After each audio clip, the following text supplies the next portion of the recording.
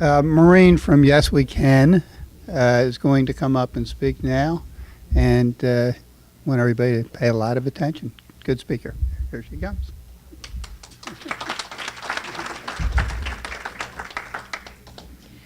Well, good morning. Thank you, and welcome everyone, and a special shout out to some familiar faces in the room. I hope you're picking up some good information and enjoying yourself. I know that I am, and I've enjoyed the prior speakers. The purpose of my segment of the presentation today is to talk to you about your website as a tool for growing your business. 24/7, it can be working for you, and it can certainly help you attract more customers, build your revenue and your profits. So, also, there's many things that you can add to your website. We called it the top 5, but really there's many things that could be added to your website. And we're going to cover a few more than the 5, but the point is that you want to use the features that are going to help you best with your website. So the purpose of the website is to represent your business online, help you to communicate effectively with new prospective customers. It's a virtual handshake for your business out to the public. And then as well to target the best types of clients for your business, engage with them on the website, and convert those visitors into new customers when they pick up the phone and call you. Now, this is a foundational session, and it's for those that have maybe are just starting their business and they're trying to understand the internet marketing, or for those that are established but maybe have a dated website, and also those that are established that have relied significantly on word of mouth marketing, but now they're realizing maybe they should get with internet marketing as well. And thinking about that, here's an example of how internet marketing, how your website and word of mouth can help one another. So somebody asks for a request. Sam is shopping. He needs a plumber. He's out to lunch with some friends at work. Does anybody know a plumber?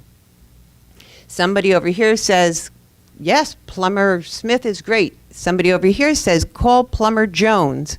So when he gets back to his desk or home that evening, he turns on his computer and he pulls up those companies, because they didn't necessarily provide that phone number. They just gave the name, and that's what we know we can do. We can go and look them up. So this is actually a live example. It's taken from another state, so nobody in the room would be represented here. But this is an example of the 2 websites that he pulled up. And who do you think he would pick up the phone and call? There you go. So pretty confidently. And that's because not only that it looks better, but that there are features on that website that are helping us to decide to make the call to Plumber Jones versus Plumber Smith. So the takeaway is Plumber Jones did a good job, and he added good features to the website to entice him to want to look at that website more and to possibly call them. But also understand Plumber Smith had the same chance at that word of mouth opportunity. He lost that specifically because of his website that he had, and he doesn't even know that. He lost that word of mouth recommendation. So never underestimate the ability that your website can do for helping enhance your business and attracting new customers. So whether you're building a website yourself or you're hiring someone to do it for you, the features going forward should be good talking points for that conversation. The first feature we'll talk about is navigation for your website. Have you ever gotten to a website, you're there to look for something very specific, and you can't find it? So that doesn't have the best of navigation. It should be simple and it should be intuitive. Excuse me. Set it up for the customer. We all know what to do with one of the menus. If we pull across, we can see all the information, and if there's any drop downs, and that helps us get to that information very quickly and more specifically and efficiently. So for an example, if it's an attorney we're talking about and they have a few practice areas of law, maybe they do trust and estates, workers' comp and real estate, and I'm seeking a real estate attorney. Wouldn't it be great if I saw real estate right in the top menu or in the breakdown of the services, each of them splitting out to be a specific page so I don't have to read through all of the other information to get to what I'm looking for? So that's what we mean with simple navigation, and that helps the customers or the visitors on the website, and it also helps the search engines to recognize that you do those specific types of service. Also, you want to use terminology that your customers use. You know, all of our industries, we have so much jargon, so many code words for things, but that's not necessarily the best language to be using on the website because that's not the language that the consumer is familiar with. So you want to think like you're a consumer and put that information on the website so that you can be found for those terms. Here's an example for that. My daughter was seeking out her new college she was going to attend. She wanted it to have an academic program for graphic design, and she also wanted to have a volleyball program. So she set out a big radius of where she would go to school, made a big list, and we sat down to go through all those websites and get a little more familiar with each of the colleges. We went through the first 1, 2, 3, 4, 5, and everything was humming along, and then we got to the 6th one, and we stopped because that college tried to separate themselves and differentiate themselves by using different words. However, you know, I'm looking for academics, we couldn't find it. They called it courses of study. Or under the financial, you wanted to learn the tuition, they used the cost to attend here. So these weren't the phrases I was looking for. I was looking for those keywords that the other websites used. So it frustrated me. I almost said you can't attend those schools because they did that to me and frustrated me while we were going through the process. So easy, effective language for your customers. The next is contact information, and this sounds really simple, but think about it. You go to a website, we usually see a phone number. Hopefully we see a contact number on that home page. But we're not always ready to pick up the phone and call yet until we do a little more working through or poking around on that website. So then I go to page 2, I go to page 3, and I look where I saw the phone number the first time and it's not there. That's frustrating. Now I have to hit the back button. Now I have to scroll down, go find a contact button. Keep all of that contact information one consistent spot on all pages because I might see it before I'm ready and I know where to look when I am ready.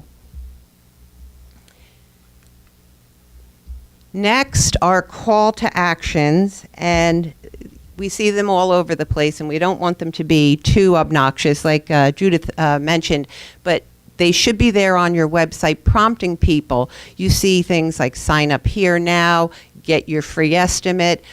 They should be there, they should stand out, but again, not to be obnoxious. You want to prompt, the purpose of the call to action is to prompt the consumer to take some type of action, to pick up the phone or fill in a contact form off the website.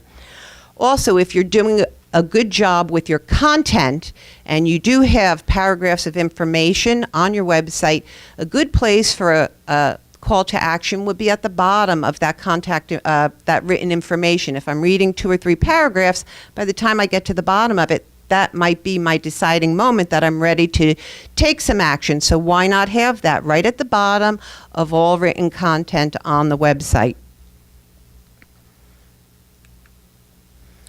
Okay, number 4 feature is content, and it's repeated because it's that important. It's very good for engaging a visitor on the website, and it's also good for the search engines to see that you have a lot of content relevant to your industry. It is, remember, the website a virtual handshake out to the public for your business, so something you want to take time with. Also, the better the information, the more credible you appear, and the more confidence a consumer has in you when you're sharing that information.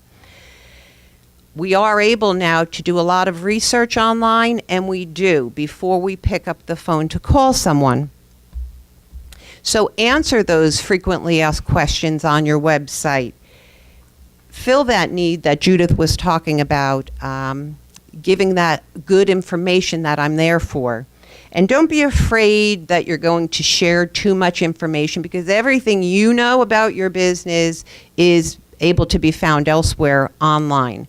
So share that information and differentiate yourself instead by the way you handle your service, the way you relate and build relationships with your customers. Those are better ways to differentiate yourself and share good quality information.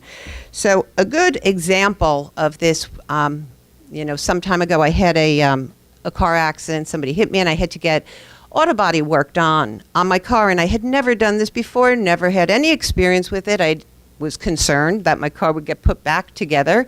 I liked my car, and so I went online, went through a few websites, saw a few that didn't help me whatsoever, and then I got to the third website, and that's the one that talked to me. It knew exactly what I was looking for. It explained the process of auto body, how long I would be without my car, things about insurance. It had video. I was so knowledgeable after the visit to that website. I was ready to get started and get my car over to this company. The only way I would not have done that is if they messed up on the phone call when I placed the call. So it's something for you to consider, that if you're doing a good job on your website and communicating well, the person calling in from your website may already be 60, 70, 80, or 90% along the path of using your business if you're doing a good job with that content. Testimonials do build trust. We like to say we don't think we rely on them, but we do, in fact. And that's why there's so many review sites that are out there. People like to give their opinion, and we do sometimes turn to those opinions to make a decision or to support our decision that we're thinking about. So if I'm reading something along on a website and I'm starting to feel pretty good, I think I'm going to call this company, or I'm going to fill in that contact form.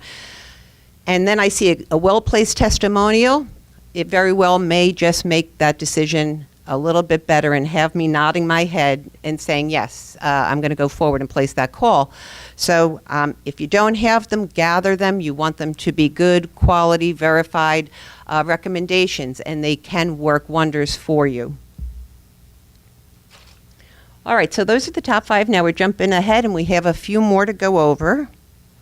We have the contact form. On a website, you should have, what we call a quick contact form.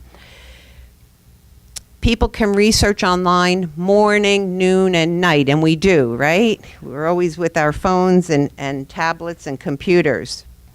The contact form allows a different way for them to contact you, and people use contact forms all the time. I'm always surprised to see how many contact forms I see coming in on client websites. So people do use them. They use them during the day, and if people are contacting you via a contact form on the website, you 100% need to have a plan in place for responding to that contact. So it's going to get emailed to you. First of all, there should be an auto response. Your message has been received, and we will be in touch with you promptly, and then do so. A lot of business is lost because people do not have good response time to those contact forms.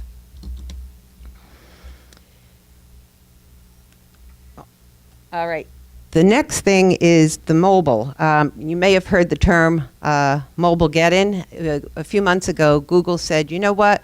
We want everyone, we want the experience for people using their different devices to be able to see the websites well.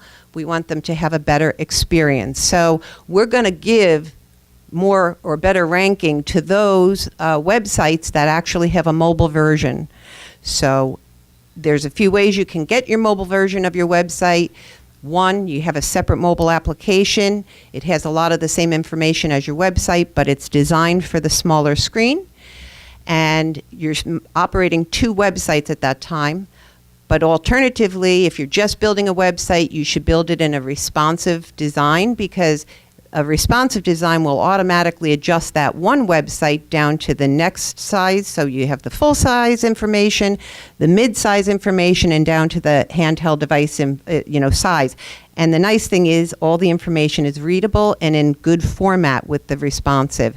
And there's no more, trying to pinch to see the words on the website. So it's very important if you want to get new business to have a mobile version of your website. We have the next one, subscription invite. Very good. Not everything is purchased right away. And it's a good way to, engage with people that are starting to shop. So an example for this might be somebody is preparing to put their house on the market, and they know they have tasks that they have to do around the house to get it ready. But they want to do all of that before reaching out to a realtor. So they go online and they search, what are the best things I could do to prepare my house for sale? Wouldn't it be great if they came across a local realtor's office, they got that information, and they got that information by just giving their email address. That list gets sent to them. Now they've gotten what they want, and you have their email address and the knowledge that they are going to be wanting to sell their house in the near future. By maintaining that email, you're able to pick up a form of communication and building that relationship that Judith mentioned earlier also, building that relationship so you're staying on top of mind with them, and they're going to begin to trust you because you're able to stay in contact. You can share more information with them. So I think I got the signal from Don that we're just about done with time, and I'll look forward to speaking with you all after. Thank you.